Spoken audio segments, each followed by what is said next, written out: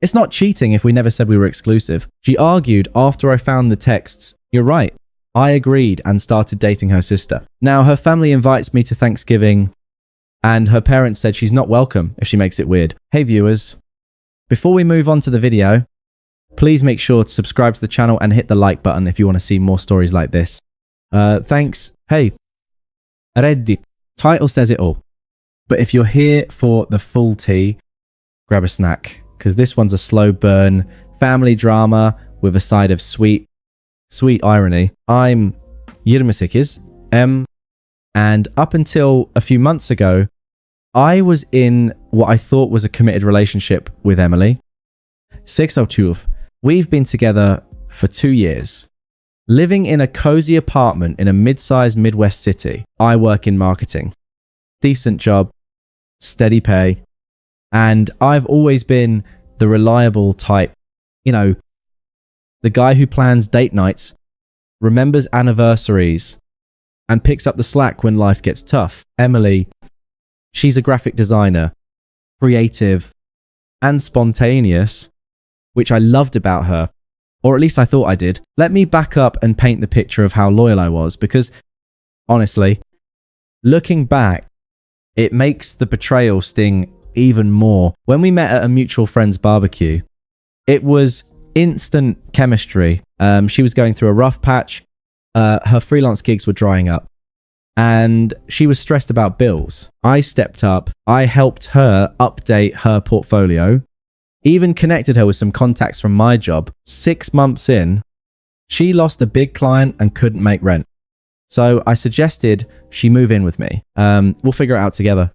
I said, and we did. I covered most of the expenses while she rebuilt her career. Flashback to last winter. She had a family crisis. Her parents were going through a messy divorce, and I drove her 3 hours each way to her hometown every weekend for 2 months straight. I skipped my own work, happy hours, put off hanging with my buddies, all to be there for her. I even cooked her favorite meals when she was down, like that cheesy pasta bake she craved after long days. I wasn't perfect, but I was all in. No games, no side flings. I talked about our future, trips we'd take, maybe a house someday. She seemed on board, or at least she said she was. We'd cuddle up watching shows, and she'd whisper things like, "You're my rock."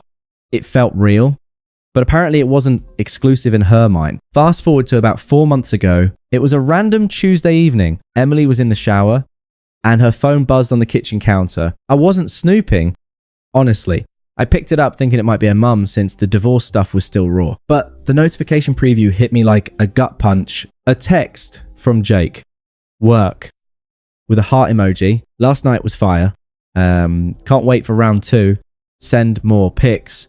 Winking face. My heart sank. Jake was her co-worker. Some slick sales guy at her design firm. I'd met him once at a company happy hour.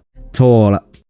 Flashy watch. The kind of dude who name drops his weekend adventures. I scrolled back a bit. Yeah, I know, but at that point, the trust was cracking. Text going back weeks. Flirty banter. Inside jokes. And yeah, some explicit photos. She'd sent him plans to meet up after work, lies about late nights at the office. One message from her. You're so much more exciting than my routine at home. I sat there on the couch, phone in hand, feeling the world tilt. Confusion washed over me first. Had I missed signs? Was I that blind? Then the hurt kicked in, deep and unfair. I'd given up so much for us, but I didn't rage or smash anything. I just breathed, put the phone down exactly as I'd found it. When she came out of the shower, towel drying, her hair, she saw my face and froze. "What's wrong?" she asked. All innocent. I held up her phone. Jake. The texts. Care to explain?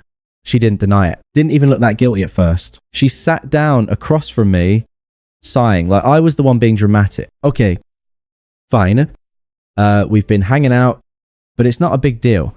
Not a big deal. You've been sleeping with him. Emily, that's cheating.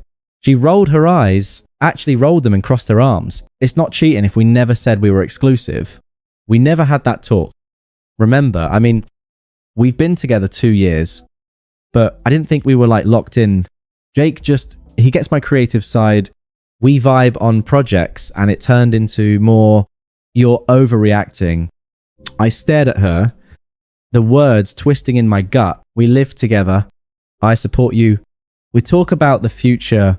That doesn't scream exclusive to you. Look, she said, her tone turning smug, like she was explaining something obvious to a child. Monogamy is outdated for some people. I need space to explore, to feel alive. You've been great, but it's also predictable. Jake challenges me. He takes me on spontaneous trips, pushes my boundaries. You're safe, comfortable, but I deserve excitement. If you can't handle that, maybe we're not right. Her words landed like slaps. Dismissive, cruel, wrapped in this twisted logic that made it sound like I was the problem for expecting loyalty. So, you're choosing him just like that. She shrugged. I'm not choosing anyone. But yeah, I think we should take a break. You can stay here until you find a place. But I'm going to keep seeing Jake. It's my life. I nodded slowly. The silence stretching. Part of me wanted to argue, to point out every sacrifice, every late night talk where she'd promised we were in this together. But what was the point? Begging. No, that wasn't me. You're right. I said calmly. We never defined it. So, okay, we're done. Her eyes widened a bit like she expected a fight. Wait. That's it. No yelling, no trying to win me back. What's there to win? You made your choice clear. I stood up, grabbed my keys. I'll pack my stuff tomorrow. Enjoy your freedom. And that was it. I walked out for a drive, letting the night air clear my head. No tears. No outbursts. Just a quiet detachment settling in. The unfairness nodded at me that night. Alone, in my car. Why me? I'd been the good guy, and she threw it away like trash. But fighting wouldn't change her. So I didn't update. Alright. Reddit, if you're still with me, this is where things get interesting. After that confrontation, I didn't ghost her completely at first. I came back the next day, packed my essentials into a couple of duffel bags while she was at work, and left a note. Rents paid through the month. Good luck. No drama. No final speech. I crashed on a buddy's couch for a week, then found a small studio apartment downtown. It was basic. But mine, for the first time in years, I focused on me. The days after were rough. I'll admit, I'd wake up replaying her words. Predictable. Safe. It hurt, making me question everything. Flashback to a month before the discovery. I'd surprised her with tickets to an art exhibit she mentioned once. Drove us there.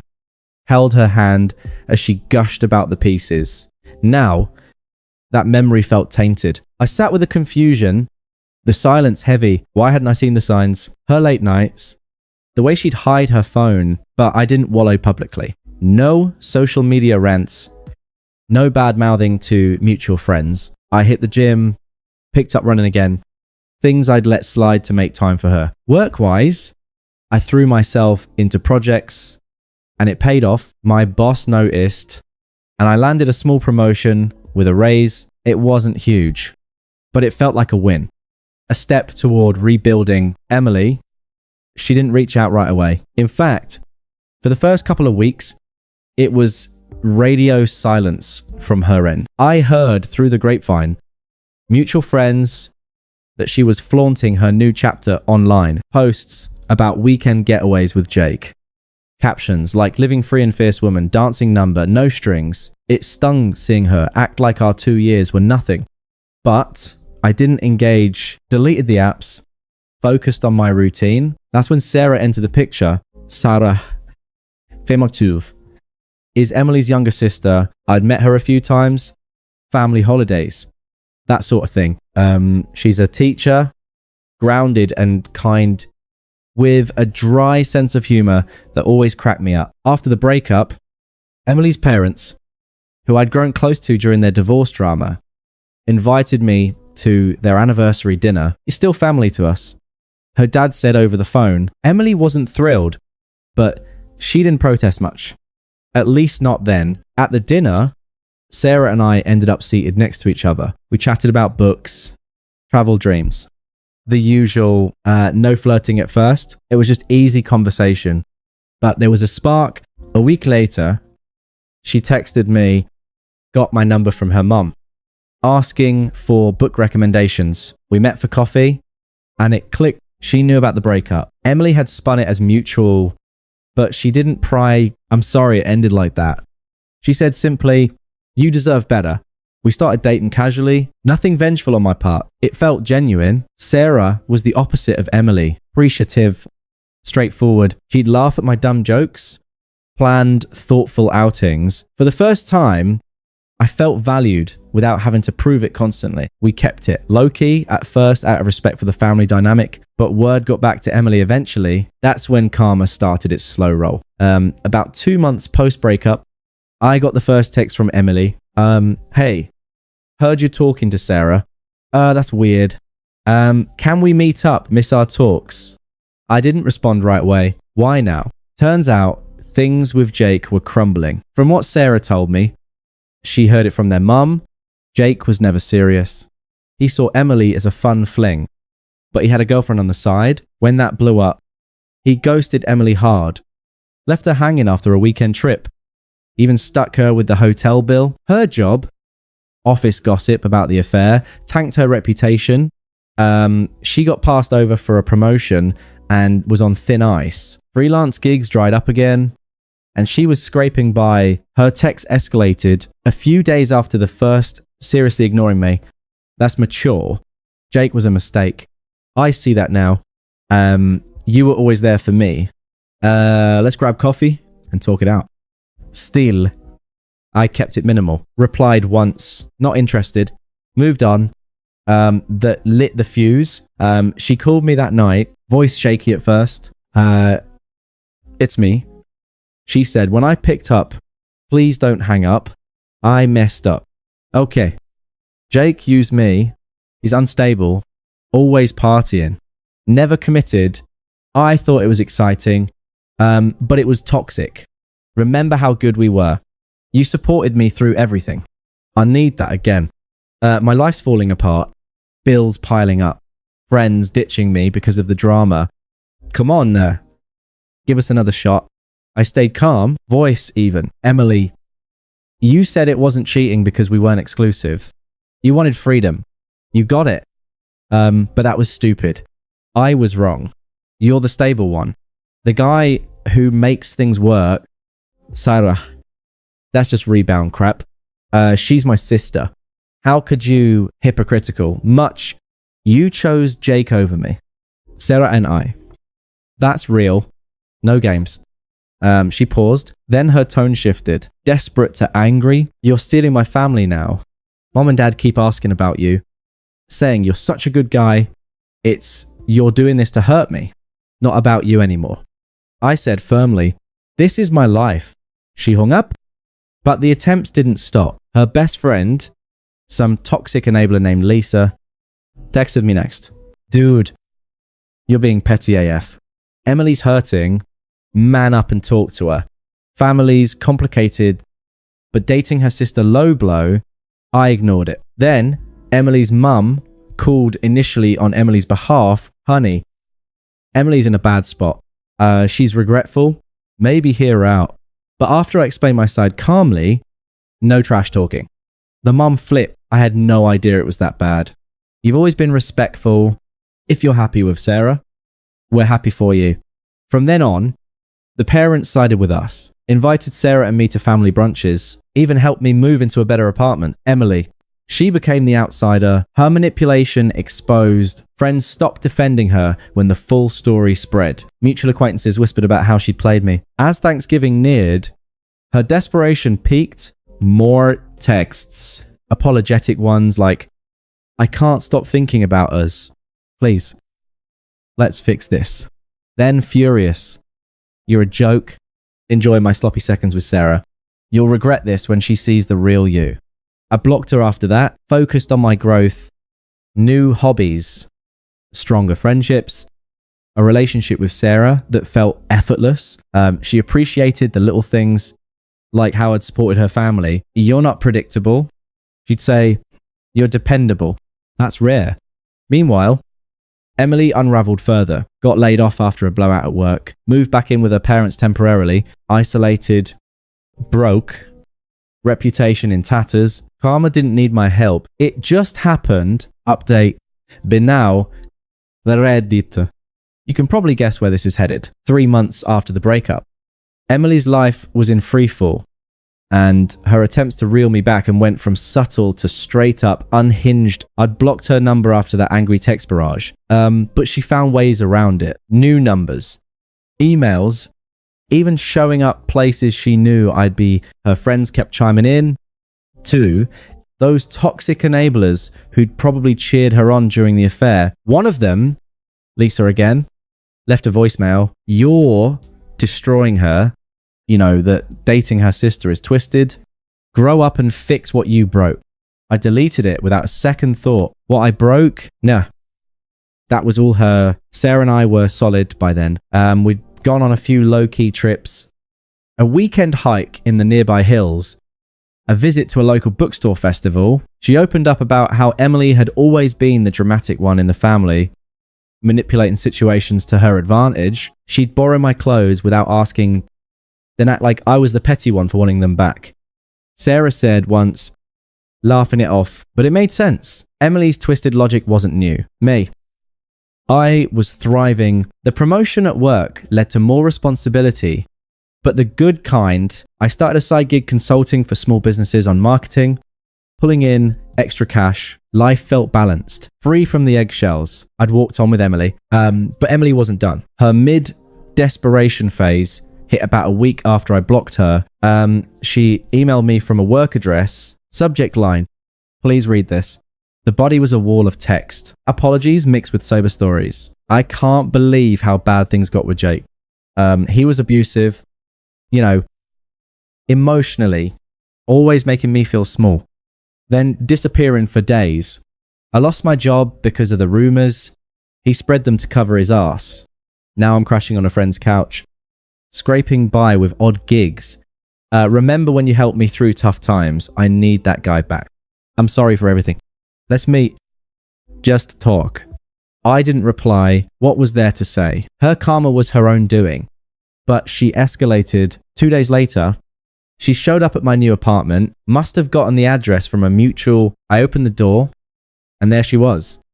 Eyes red rimmed, hair messy, looking nothing like the confident woman who dismissed me months ago. Can I come in? She asked, voice trembling. Just for a minute, please. I stepped aside, but kept it professional. Arms crossed, no inviting gestures. Make it quick. She paced the living room, ring in her hands. Okay? Look, I know I screwed up badly. Saying we weren't exclusive I was scared of committing, but Jake made me see how good I had it with you. You're stable. Kend. I threw it away for excitement. That wasn't real. Now everything's gone. Yob. Friends. Even mom and dad are distant. They keep talking about you and Sarah like you're the golden couple. It's killing me. Give me another chance. I'll cut off Jake. Therapy. Whatever. We can fix this. Her words dripped with hypocrisy. The same woman who'd called me predictable now begging for my stability. I shook my head. Emily, you justified cheating with freedom. You got it. I'm not your safety net anymore. But I love you. She burst out. Tears starting. I see that now. She's copying me. Trying to one-up. Tell her to back off. We're meant to be. That's rich. I said evenly. You discarded me like I was nothing. Sarah values what you took for granted. This isn't about fixing anything. It's over. She shifted from pleading to pissed in seconds. Face flushing. Oh. So now you're the victim. You moved on to my sister, despite me. That's low. Mo and Dad are blind. They think you're perfect, but you're just manipulative. If you don't end it with her, I'll make sure everyone knows what a creep you are. threats. Now shows your true colors. I opened the door. Time to go. She stormed out, muttering curses. That encounter left me unshaken, more like validated. Her desperation was pathetic. A far cry from the smug dismissal in our kitchen, but it wasn't over. Peak desperation came a week later, right before Thanksgiving. Sarah and I were at a small gathering with mutual friends, people who'd known both sisters. Emily crashed it uninvited, cornering us by the snack table. What the hell, she hissed, glaring at Sarah first. You're my sister. How could you steal my ex? Family doesn't do that. Sarah stayed calm. Emily, this isn't the place. But Emily turned to me, voice rising, and you parading around with her like I don't exist. I poured my heart out and you ignore me. Jake dumped me flat, said I was too clingy. Now I'm alone, broke, and you two are playing house. Stop this now. Tell her it's a mistake. We can go back to how it was. Friends stared, the room going quiet. Her hypocrisy hung in the air. She betrayed me publicly with posts about Jake, but now accused us of betrayal. I met her eyes, voice steady. Emily, you ended us. Chose your path. Sarah and I, that's none of your business. Go home. You'll regret this. She snapped, tears streaming. When she sees you're boring, she'll leave. And I'll be there laughing. Sarah squeezed my hand as Emily left in a huff. Whispers started. Friends finally seeing her manipulation. One even said to me later, dude, you dodged a bullet. It felt like the power had fully flipped. She was desperate. Unraveling, while I stood firm, emotionally miles ahead. Final update. Thanksgiving rolled around and it was the perfect storm for closure. Emily's parents had invited Sarah and me weeks earlier, making it clear, you're welcome anytime. As for Emily, we'll say. They'd heard the full story by then, pieced together from Sarah and mutuals. They saw Emily's side as toxic, her affair as the real betrayal. You've been more of a son than we expected, her dad told me on the phone. Emily was invited too, but with a warning, don't make it weird or stay home. She showed up anyway, looking gaunt, forced smile plastered on. The house smelled like turkey and pie. A table set for 8. Parents, Sarah, me, an aunt, a couple cousins. Emily arrived late, eyes darting to Sarah and me sitting close. Dinner started civil. Small talk about work, weather. But tensions simmered midway through. Emily pulled me aside to the kitchen under pretense of helping with dishes. Okay, this has to stop, she whispered urgently. Seeing you here with my family, it's torture.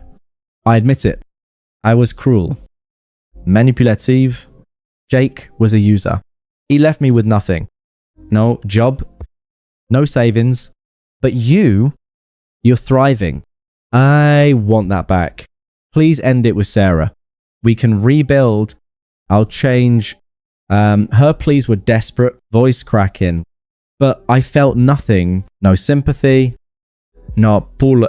She'd become irrelevant. A chapter closed. I leaned against the counter, calm as ever.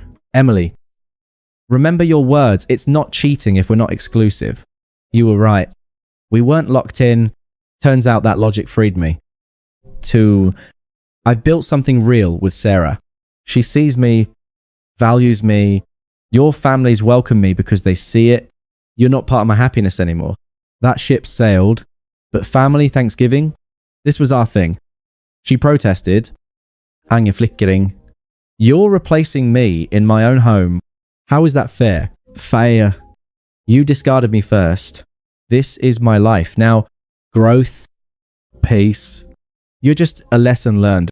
She stared, deflated, and then stormed back to the table. The rest of dinner was awkward. She picked at her food, shooting glares. When her mum asked about her job search, Emily snapped, why don't you ask your new favourite son? The parents exchanged looks, and her dad said quietly, Emily, we warned you.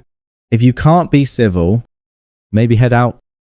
She left early, slamming the door. The aunt whispered, about time. Someone stood up to her dramatics We finished with pie, laughs, toasts to new beginnings. Sarah and I drove home hand in hand.